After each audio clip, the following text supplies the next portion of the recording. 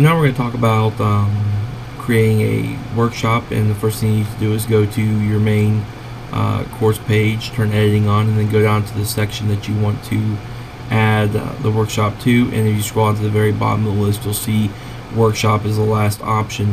When you click on that, you'll be taken to this screen here, and what we need to do is we need to give the workshop a name, and this will just be the name of the assignment or whatever it has to be. Keep in mind that their students are going to be submitting something and then reviewing each other's submissions, and so it can be the name of the assignment. So I'm just going to call this Unit 1 Culminating Task. And introduction is going to give them an idea of what they're going to be doing, what they're going to be working on. You could put a rubric in here, would be a smart idea if you can, either as an attachment or embed in the document here. Notice you can create bullet points and pictures and all that kind of stuff. So I'm just going to say this is the introduction, but obviously you would want to make sure that this is detailed and explaining exactly what they're going to be doing. In the workshop features section, use examples. In the workshop, you have the option to provide an example to students that they can then grade, and to keep in mind kind of what the idea of this module is. The workshop basically allows the student to submit a file, and then they are going to be in turn required to view and grade each other's assignments. So basically it's a collaborative grading assignment where they can each grade a couple of different ones, and they're going to be given criteria on which to grade. And so a lot of times it's good to provide an example where you have a file maybe that you show them, and then they get to grade it, and then they get to see how they graded it versus how you graded it, to see if they're matching up with that criteria that you're expecting for and the fairness that you're looking for. So if you have the opportunity to use an example, that's always a good thing. So I'm going to go ahead and check example submissions are provided for practice in assessing. Use peer assessment. You want to leave this checked. What that means is basically it's a peer assessment. So once they submit their file, they'll be assigned other files that they will need to assess, and part of their grade is how well they do based on their peers' assessment. Self-assessment allows the student to assess themselves as well as their peers. I'm going to leave this unchecked because I really don't want them assessing themselves at this point, but it is a nice thing if the students can assess themselves as well as having their peers assess them, so you get multiple different viewpoints from which is graded. In the grading settings, you have two options. You have grade for submission and you have grade for assessment, and they're based on point scales. So what you want to keep in mind here is the grade for submission allows you to set the total number of points that a student can achieve for the file they submitted. So if this assignment was a 100-point assignment total, then the way I have it set up now, 80 points of that 100 is going to be derived from the grade that they get on the file they submit. So their reviews, the other peers, let's say you assign 3 people to review their paper, those will be averaged together depending on how you choose it down here. But those will be averaged together, and then they'll be assigned out of 80 points a particular grade based on how they were graded by their peers. The grade for assessment deals with how well they assessed their peers' assignment. So you could actually make this a 100-point assignment and a 100-point assignment if you wanted to, and they get 100 points for the submission and 100 points for how well they assessed their peers. Or you could do 110. It doesn't really matter. It's going to appear as 2 grades in the grade book, so that's what's important to understand. If you want to choose a category for either of those grades, you can as well. I'm going to leave it as 100, and then I'm going to give them a 50-point assignment for how well they assess their peers.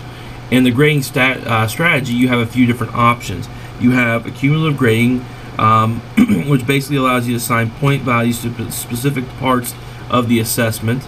You have comments, which allows for comments only on specific parts of the assessment. No numerical grade is going to be assigned by the students. Note, these are all related to how the students assess their peers' work. The number of errors, which allows you to create a criterion-based sheet which asks questions and then allows the student to answer using choices such as yes and no and provide comments. So if you want a very simple yes or no answer, then you want to choose number of errors. Lastly, you have the rubric option, and most of you probably are familiar with a rubric.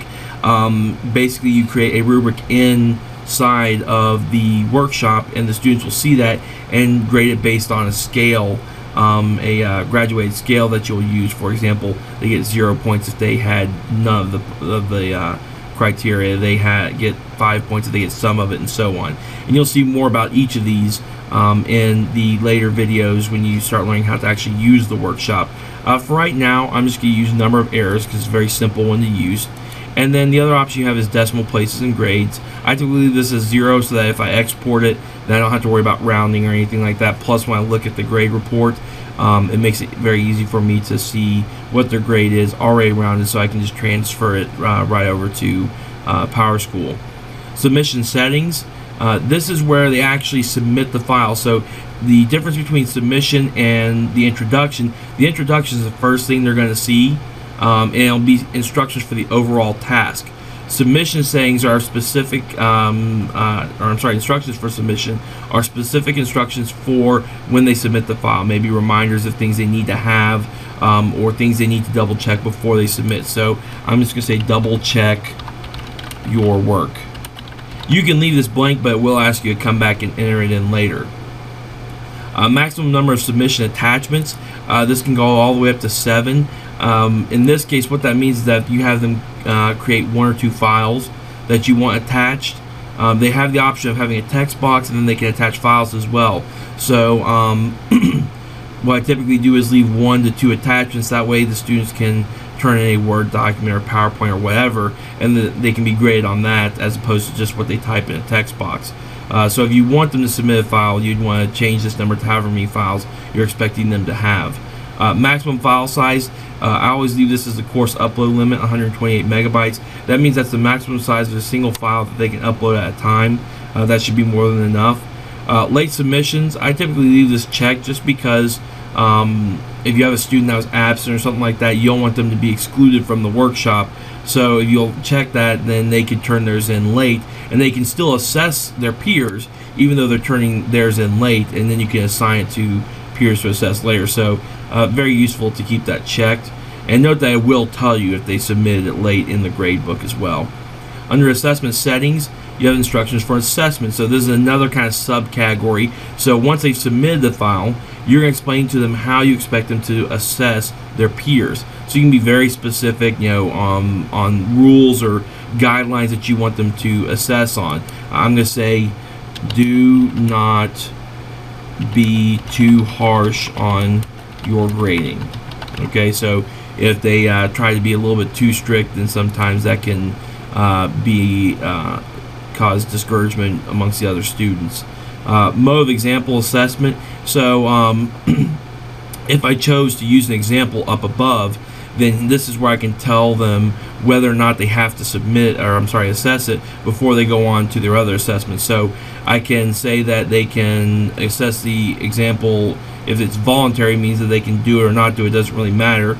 You can have them that it must be assessed before they submit, or you can have them assess the other file after their submission, but before they start assessing their peers. So it just kind of depends when you want them to see that assessment.